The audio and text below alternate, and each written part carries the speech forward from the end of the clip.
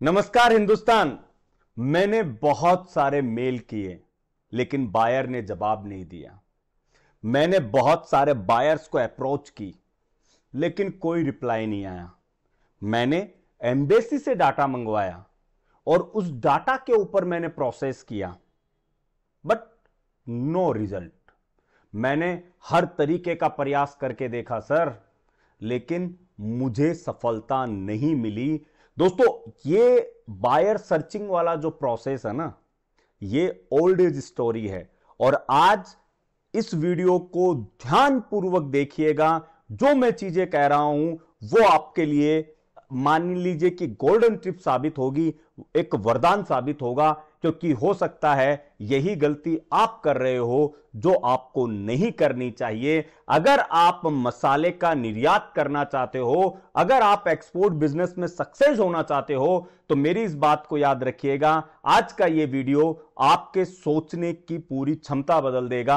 आपकी सोचने, आपके जो स्ट्रेटेजी था उसको पूरा चेंज करके रख देगा। तो चलिए शुरू करते हैं। नमस्कार हिंदुस्तान, मैं Chetan Kumar Verma, international biz consultant, exim business adviser YouTube channel पर आप सभी लोगों का हार्दिक स्वागत करता हूं। दोस्तों, मसाले में सबसे ज्यादा कंपटीशन है। इसका एक सबसे बड़ा रीजन है कि इंडिया के अंदर जहां जहां पे मतलब पूरी वैरायटीज 107 तरह के मसाले इंडिया में मिलते हैं, हमारे देश में मिलते हैं, और उनमें से लोग 3 से 4 तरीके के मसालों के साथ में भी मार्केट में आते हैं। कुछ स्पेशलिटी के तौर पे आते हैं, कुछ कॉम्बिनेशन के तौर पे आते हैं। लास्ट वीडियो में भी मैंने आपको बताया था कि manufacturing is not a hard task. Hard task है उस मटेरियल को जो आपने बनाया है उसे मार्केट में लेके आना, उसे बेचना, उसे इंटरनेशनल मार्केट तक लेके जाना।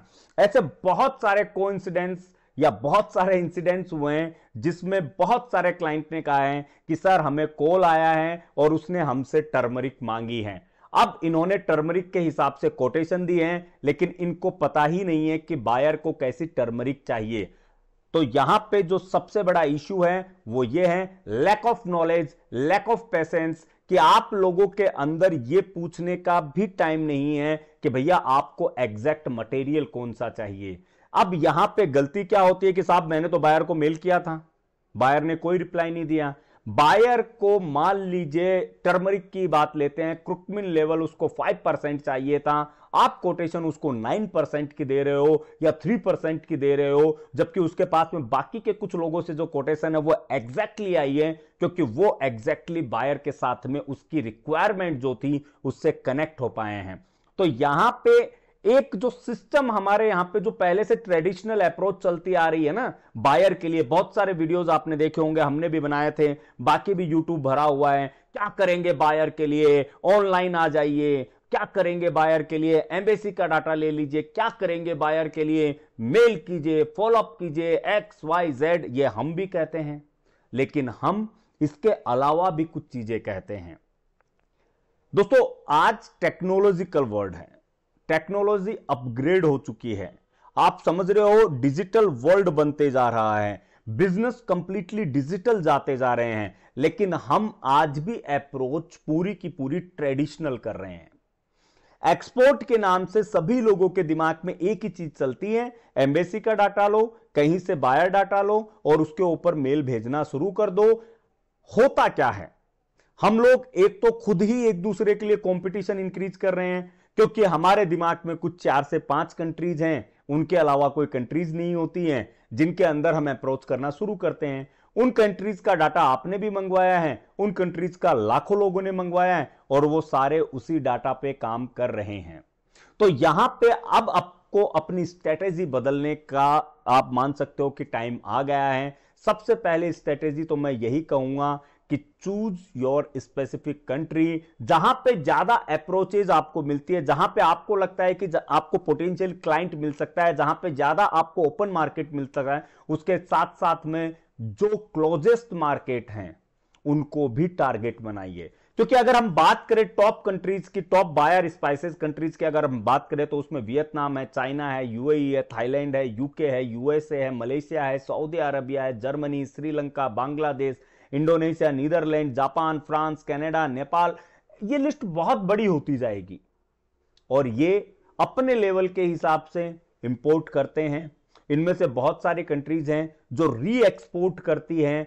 तो यहां पे मेरा कहने का एक जो सबसे बड़ा मतलब है वो है कि आपको कंट्रीज के लिए अपनी अप्रोच बदलनी होगी। जहां पे सब टारगेट कर रहे हैं उससे थोड़ा हटिए, लकीर के फकीर मत बनिए। लकीर का फकीर का मतलब हो रहा है कि सारे लोग दुबई भेज रहे हैं, मैं भी दुबई भेजूंगा। इससे दो सबसे बड़े नुकसान होते हैं। एक, आप खुद ही अपने दूसरे हिंदुस्तानी के लिए, भारतीय के लिए कंपटीशन राइज कर रहे हो। दूसरा, आप लोग खुद अपने मार्जिन को कट डाउन कर रहे हो, क्योंकि आप भी एक ही बंदे को 100 कोटेशन जा रही है। शुरू हुई थी 100 रुपए से, कट ऑफ हुआ है 60 रुपीज पे। जहां पे 20 से 30 रुपए का मार्जिन बच सकता था, वहां को वो मार्जिन 2 से 3 रुपए पे आ चुका है। तो इसकी वजह से आप लोगों को पहल करनी होगी।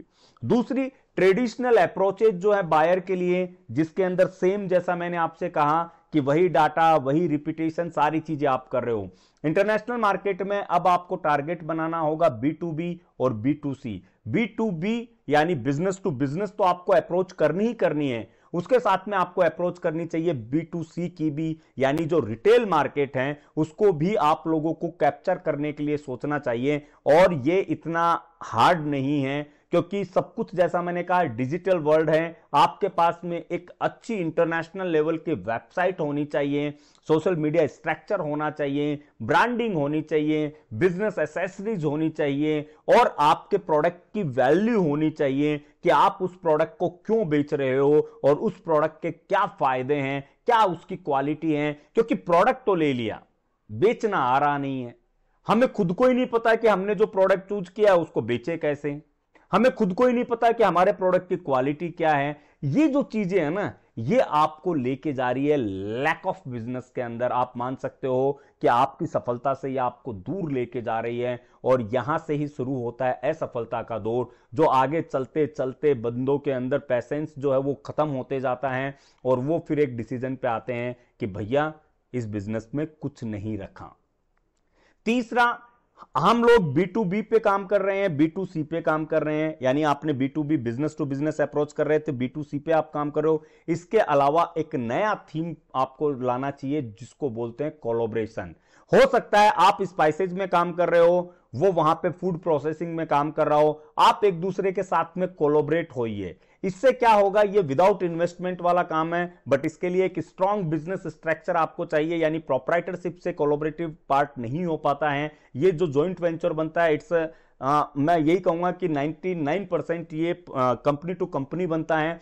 तो आपके पास में अगर एक अच्छा बिजनेस स्ट्रक्चर होता है, एक अच्छी वेबसाइट होती है, सारी चीजें जो आपकी एक बिजनेस वैल्यू को क्रिएट करती हैं, उसके साथ में आप कोलैबोरेट कर सकते हो अदर कंट्रीज के किसी भी ऐसे बिजनेसमैन के साथ में जिसका एक डिफरेंट प्रोडक्ट हो, या फिर आपके ही सप्लाई चेन का पार्ट हो, या फिर आपके प्रोडक्ट का एट्रीब्यूट हो, उसके साथ में आप कोलैबोरेट कर सकते हो। ये विदाउट इन्वेस्टमेंट हो जाता है। आप उससे रिक्वेस्ट कर सकते हो कि आपके प्रोडक्ट को मैं इंडिया में प्रेजेंट करता हूं, मेरे प्रोडक्ट को आप प्रेजेंट करो, हम दोनों मिलकर काम करते हैं। जिसके पास में जो ऑर्डर आया, लोअर मार्जिन के ऊपर हम काम कर सकते हैं। मैं ये नहीं कह रहा हूं कि वो आपको ऑर्डर देगा, बट सोच के देखिए, अगर आपने 10 कोलैबोरेशन भी कर लिए, 10 लोगों के साथ में कोलैबोरेट हो गए, 10 कंट्रीज आपने टारगेट कर ली, आपका कॉन्फिडेंस कहां होगा। दोस्तों, मैं आज आपको ये इसलिए कह रहा हूं कि लोग आते बहुत मोटिवेशन के साथ में, जोश के साथ में, हम चीर देंगे, फाड़ देंगे, लेकिन होता यह है कि 2, 3, 4, 5, 6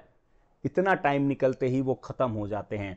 इसके पीछे सबसे बड़ा रीजन है कि आप लोगों ने अपने बिजनेस को समझा ही नहीं, आपने अपने प्रोडक्ट को नहीं समझा, आपने अपना कोई विजन तैयार नहीं किया, आपने अपना कोई टारगेट नहीं समझा, आपको खुद पे भरोसा ही नहीं था। आप सिर्फ उड़ते उड़ते आ गए कि ये कमा रहा है, मैं भी कमाऊंगा। दोस्तों, आपने क्रिकेट में देखा होगा, क्रिकेट कब से शुरू है, हम कितने लोगों को जानते हैं, मुश्किल से इतने खिलाड़ियों के अंदर से हम 10 या 15 का नाम जानते होंगे। और वो भी क्यों? क्योंकि उनके अंदर वो क्वालिटी थी। कपिल देव ने हमें वर्ल्ड कप जिताया, इसलिए हम याद करते हैं। सचिन तेंदुलकर हमारे लिए रोल मॉडल है, हीरो है, इसलिए हम याद करते हैं। धोनी का हेलीकॉप्टर शॉट याद है, राहुल द्रविड़ दीवार बन के याद है, सौरव गांगुली मास्टर कैप्टन के रूप में याद हैं। ऐसे मतलब बहुत सारे लोग हैं, कोहली हो, इन लोगों को क्यों याद रखते हैं हम? क्योंकि ये अपनी क्वालिटी के अकॉर्डिंग मार्केट में आए और इन्होंने पुराने वाले जो लोग थे, जो क्वालिटेड लोग थे, उनसे बेहतर करने का प्रयास किया। और इनके साथ में जो लोग आए जो गुमनाम हो गए, उन्होंने भी यही कहा कि क्रिकेट में कोई कैरियर नहीं है, जबकि ये वो लोग हैं जिन्होंने इतनी भीड़ में से क्रिकेट को चुन के अपना कैरियर बनाया और उस मुकाम तक पहुंचे। सेम एज इसमें है, सेम एज सारे बिजनेस में है। कंपटीशन आपको हर बिजनेस में मिलेगा ही मिलेगा, चाहे आप एक पनवाड़ी की दुकान से लेके आप एक बहुत बड़ा स्ट्रक्चर तैयार करो, चाहे आप डोमेस्टिक में काम करो या इंटरनेशनल में काम करो, उस कंपटीशन को एलिमिनेट कैसे करना है उसकी स्ट्रेटेजी आपके पास में चाहिए। उस कंपटीशन को कॉम्पीट कैसे करना है उसकी प्लानिंग आपके पास में चाहिए। उसके साथ में आप खुद को आगे कैसे बढ़ा सकते हो, अपने एंट्री जो बैरियर है आपके, उनको एंट्री डोर कैसे बना सकते हो, उसकी थिंक आपके पास में चाहिए, उसकी सोच आपके पास में चाहिए। दूसरे जिस सोच से काम कर रहे हैं, यानी वो जो लकीर के फकीर बने हुए हैं, आप लोगों को लकीर के फकीर नहीं बनना है। और मैं आज इसलिए कह रहा हूं क्योंकि मेरा मोटिव एक ही है कि आप लोग आगे बढ़ो, आप आगे बढ़ोगे देश आगे बढ़ेगा। आप लोगों को प्रयास जरूर करना चाहिए।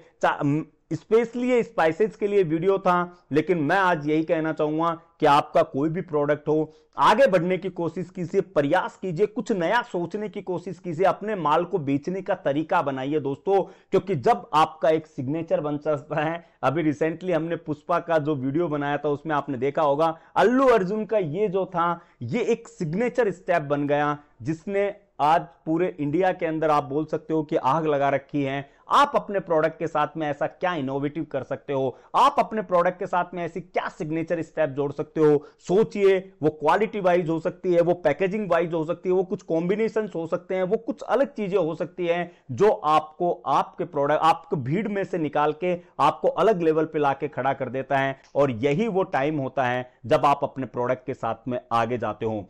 दोस्तों याद रखिए, सफलता जो है ना वो मुश्किल से मिलती है। 100 लोग जब भागते हैं जीतते, उसमें से 2 से 3 ही जो है वो टॉप में आते हैं। मैं ये नहीं कह रहा हूं कि पीछे वाले सारे असफल हो जाते हैं, ऐसा बिल्कुल नहीं है। लेकिन वो असफल इसलिए होते हैं कि कहीं ना कहीं पे उनकी स्ट्रेटेजी, कहीं ना कहीं पे उनकी प्लानिंग, कहीं ना कहीं पे उनका स्ट्रक्चर थोड़ा गड़बड़ा जाता है। चाहे वो पार्ट ऑफ स्टैमिना हो, XYZ कुछ भी हो, असफलता कुछ नहीं होती है। असफलता सिर्फ एक बार फिर से सीखने का नाम होता है। फिर से सीखिए, आगे बढ़िए। आपने बहुत बार मोबाइल गेम खेलते हैं, हम लोग हार जाते हैं तो क्या हम मोबाइल साइड में रख देते हैं? बिल्कुल नहीं। हम दोबारा, तीसरी बार, चौथी बार, जब तक हम जीत ना जाएं हम प्रयास करते हैं। और यही दृढ़ निश्चय, यही जिद अगर आप अपने बिजनेस में कर लो तो आपको सफल होने से कोई नहीं रोक पाएगा, ये मेरा दावा है।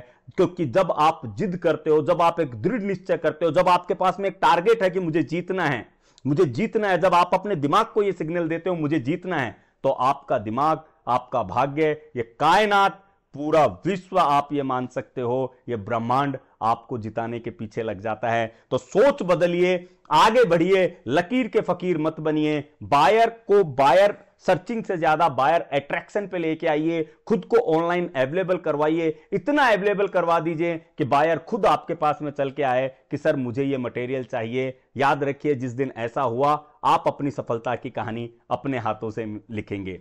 मिलते हैं नेक्स्ट वीडियो में एक नए टॉपिक के साथ में। जय हिंद, जय भारत।